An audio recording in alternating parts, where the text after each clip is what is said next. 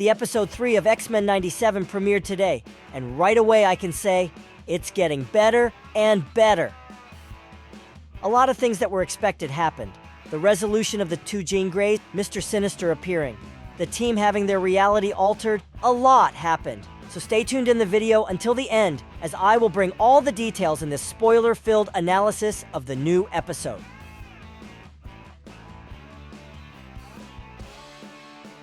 Welcome to Comic Chronicles. X-Men 97 debuted this week with its first 2 episodes, and the success was absolute.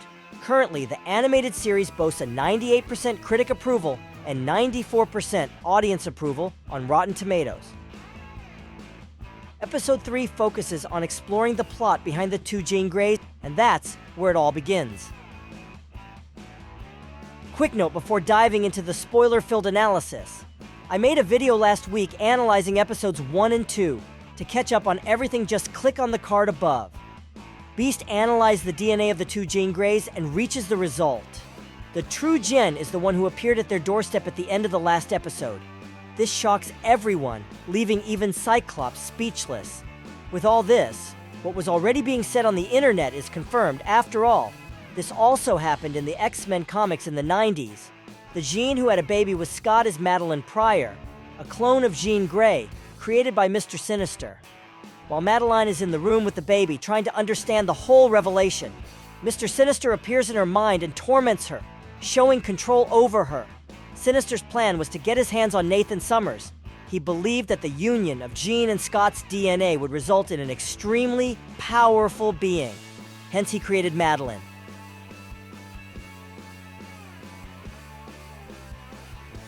Right after these events, strange things start happening at the X-Mansion. A creature emerges from the TV that Roberto and Jubilee were watching. Morph is attacked in the locker room. Each one is surprised by some creature. At this point, the episode takes on a tone of terror, and and when the X-Men gather in the living room, rifts open in the ground, and they fall into a hell created by Madelyne. The mutant team faces several creatures until Jean descends from the sky to undo all that created reality and bring everyone back to the mansion. She faints, and Madelyne leaves, taking Nathan. Magneto appears with Rogue and says that Sinister must be stopped once and for all. Morph then reveals the location of the villain's possible laboratory, and they head there. The place was an abandoned church, and there was Madelyne, now titled Goblin Queen.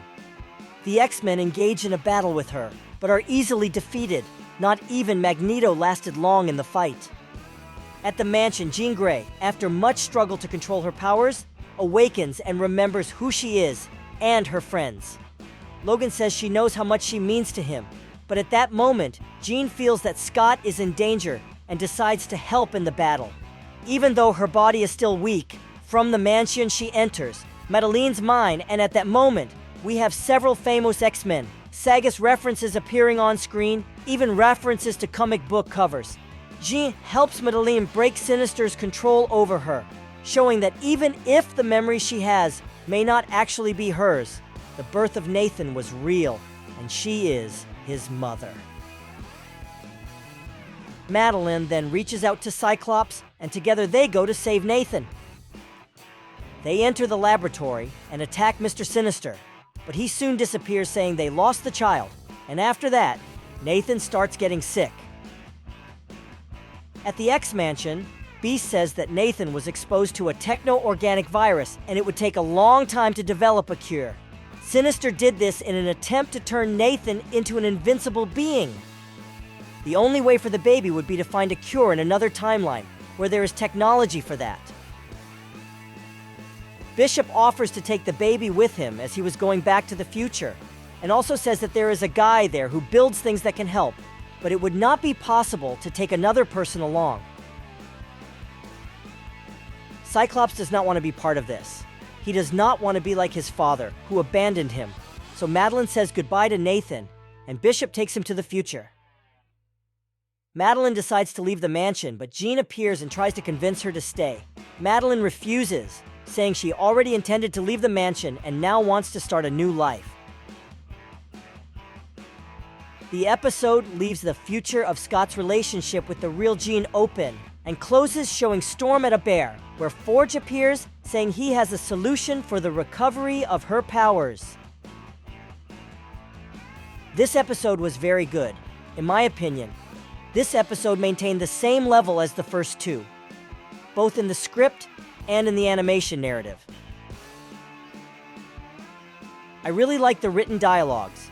The series is very well crafted. For those who don't know, Nathan Summers is Cable, who has already appeared in the classic animated series. Without a doubt, we will see him back at some point, as he was in the photo, showing the character designs for the animation. A lot more will happen in this series, but now I want to know your opinion. Comment below if you are enjoying X-Men 97 or not.